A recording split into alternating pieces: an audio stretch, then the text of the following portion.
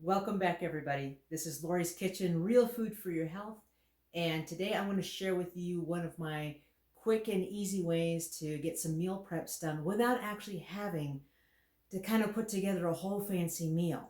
Basically, you take one key ingredient and you put that together, and then over the course of the next several days, you can make different meals out of it, all right? So this is a quick and easy way of getting some stuff prepped ahead of time, and then you'll have something you can put together really quick during the rest of the week that you can go ahead and have a good healthy meal. Okay, so let's get started. We have the basic ingredients laid out. I've got 2 pounds of ground beef. This ground beef was farm raised locally. Actually, we are lucky enough and blessed enough to be able to run a small farm which sustains us. So we went ahead and raised this cow, our steer actually, and he grazed. We have several acres that he can graze on, grass fed, no hormones, no antibiotics, none of that stuff.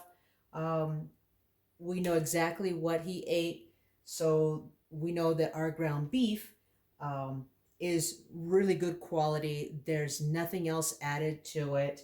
So this is just clean meat. If you don't have the space or the what with or the desire, because it is a lot of work. Running a little farm is a huge undertaking. So, but you can always find good alternatives in your grocery store.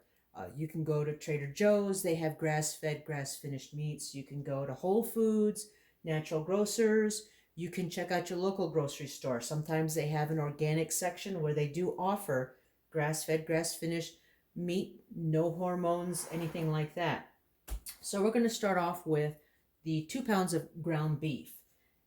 We're going to cook that up. I'm going to add just a couple of simple spices. I have my mineral salts, of course, our black pepper. I'm going to add some ground cumin to this. I have some organic ground cumin. My favorite seasoning, my chile ancho powder, brings out a great flavor in a lot of things. This is going to be, actually, I'm going to forego the garlic powder because I will be sauteing some fresh garlic. Now to this, once I get it nice and browned, I'm going to add towards the end, this is our leftover pico de gallo. Earlier in the season, we made some fresh pico, and what we had left over that we weren't going to be able to eat, we went ahead and portioned that out into some freezer bags, and we put it in the freezer, and we take it out as we're going to use it for a topping on tacos or something of that nature, a little bit aside with our I just lost my train of thought. Anyways, in this case, we're going to use it as seasoning for our meat. As we go throughout the week, the meat itself will be used for several different things. So let's get to cooking, shall we? Okay, so we've got our meat going, and I've got it going in my cast iron skillet here. I love my cast iron.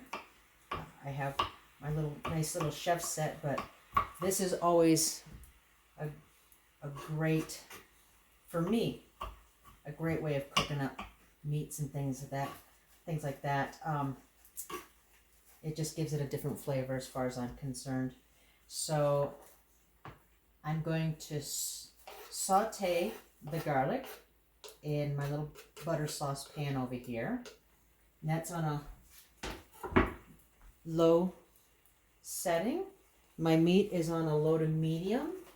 And one of the great things about ground beef is it's very versatile. Now, my daughter is on a taco kick. She's doing a taco salad, basically. So this is one of her quick go-to meals. She goes ahead and takes her romaine lettuce the nice colored one, that red romaine. Get some veggies in there, heat up the meat, put that on there, get some cheese on top of it with her little taco sauce that she makes, and voila, super quick meal.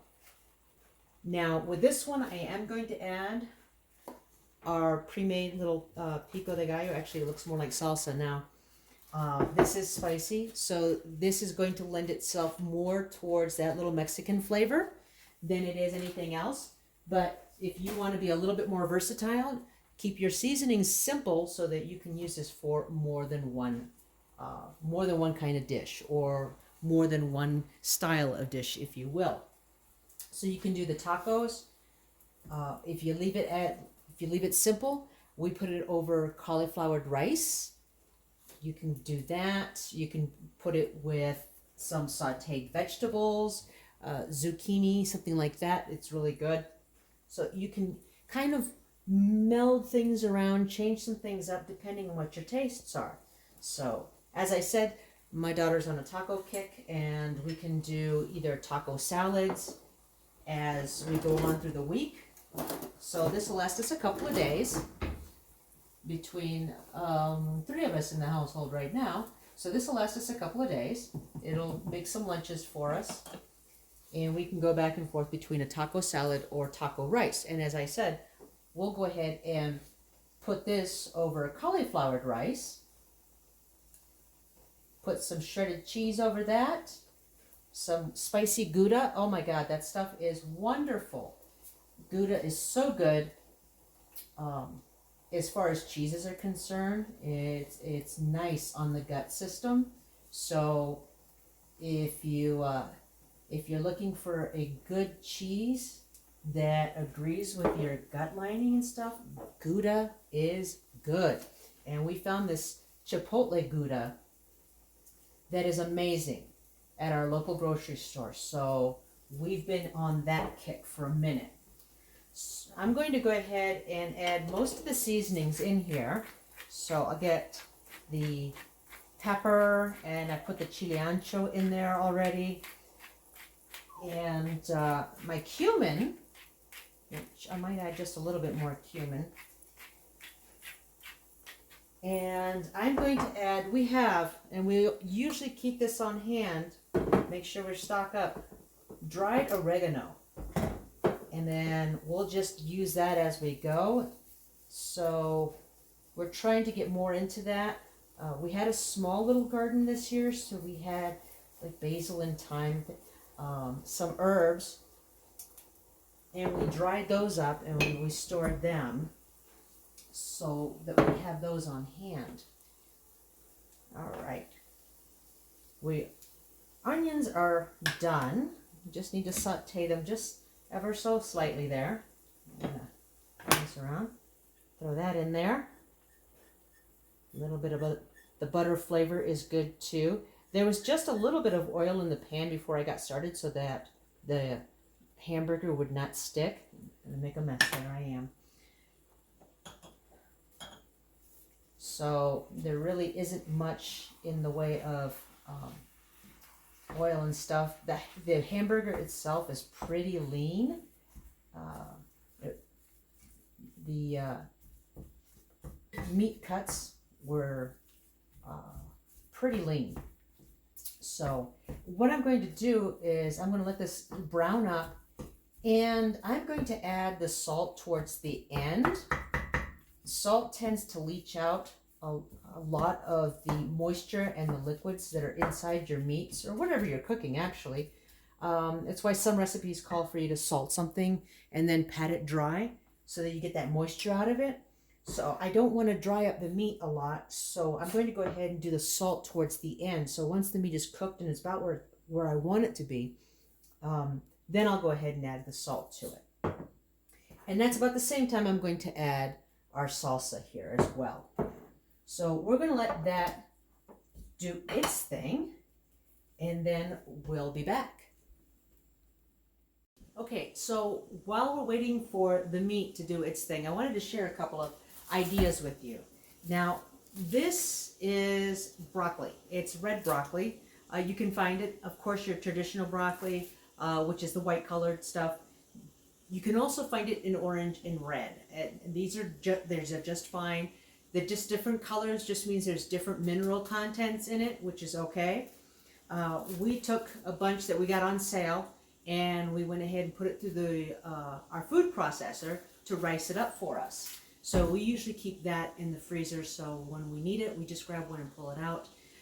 But on that note, it's perfectly okay to go ahead and get already frozen vegetables. Nowadays, most of your vegetables come flash frozen, so it preserves all the nutrients, all the good stuff that's in there. And when you defrost it and get ready to cook it, you're not really losing much, okay? And in some cases, you get more nutrition out of your frozen stuff if you get the flash frozen than you do from a fresh vegetable that's been sitting on your counter for too long. So keep that in mind. So if you can't get to your vegetables quickly enough and freezing is an option for you, then go ahead and do so. It's fine. Don't feel like you're cheating or anything if you just get ready frozen vegetables at the store. My only suggestion would be that you just take a look at the brand itself and see whether it's organic, if it's a GMO product. Try to look for the non-GMO stuff if you can. Organic stuff if you can. It's great. But again, most of the stuff nowadays is flash frozen, so you're not losing out. So don't feel bad if you just go to the store and you say, hey, you know what, instead of just dealing with the produce section, I'm just going to get the ready frozen stuff and use that when I need to. It's perfectly okay. Okay, so the meat's been browning. I had added some more of the cumin and more of the oregano to it to get more of that flavor going. And we're getting to the point where I'm going to start adding some of our pico and our salt at this point. I'm going to back down the heat a little bit, down to a lower setting. Look at that. And as I said, this is going to last us for a few days and be turned into several different meals.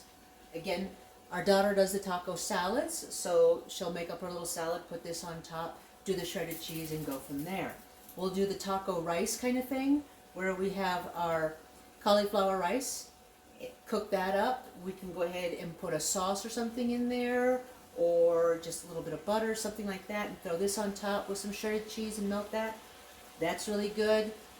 One of my favorite lunches, quick and easy, is I'll take some pork rinds, put this over that with some avocado on top and some shredded cheese. The Gouda is great, like I was saying earlier. The Chipotle Gouda or the smoked Gouda over this melted, really, really good. So we're going to go ahead and add some of the mineral salt to this. We're not going to do a lot, so that way each member of the family can add a little bit more seasoning to their taste. Our daughter doesn't really like a lot of salt, so we kind of back off on that, and we add to it when we make our meals and go from there. So, but the mineral salt here is not, it doesn't have a salty flavor like table salt does, so that's really good, and it has a different flavor. We like it. Not to mention that it's actually really good for us. You get some of those minerals that you don't get nowadays in your food, so that helps. All right, so we've got that, and I'm going to take a little thing. I don't want to get a lot of the juices. I just want to get some of that salsa going in there. And I'm going to spread that out. And this is kind of spicy. We made our pico pretty spicy when we did. So this will be an awesome flavor. As I keep saying in my videos, just play with the ingredients and do some different things. Tweak the recipe. Substitute things. If you don't like one thing, go put something else in it and go from there. Play with it. Make it your own. All right? You know you better. So tailor it to your tastes, what you like. what makes you feel good. And I'm making a mess in the back of the pan here. Anyways, so here we go. A few more minutes to let that go ahead and let the flavor sink in. And that will be ready to go and become tacos, taco salad, taco rice. This is specifically seasoned, so we really can't go too many more directions with it. But as I said earlier, you season it the way you want to, so you can make several different dishes. You have the main protein done, and all you have to do is just add a couple of things. Sauteed veggies, steamed veggies, whatever it is you want to do, and then just add on top of that. You can do the cheese, or you can do other seasonings, other vegetables. But this part is already done, and you can portion it out for the rest of the week. Simple, ready to go. So there you have it, folks. The meat's ready, so I'm going to go ahead and let that cool down, and I'm going to go ahead and portion it out so that we can go ahead and use it for the next several days. And that way we don't have to actually really cook a meal so much as, you know, kind of maybe warm something up or just quickly prep something, put it together, and then put this on top of it. So it's ready to go. Big prep work is already done. So I hope you found this informative.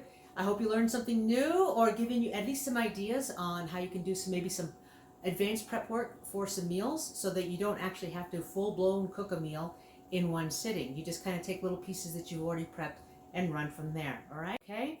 Again, if you found this informative, if you like this, hit that thumbs up, subscribe, hit that notification bell so that you know when I post some more videos. And until the next time we meet, stay healthy, okay? See you later.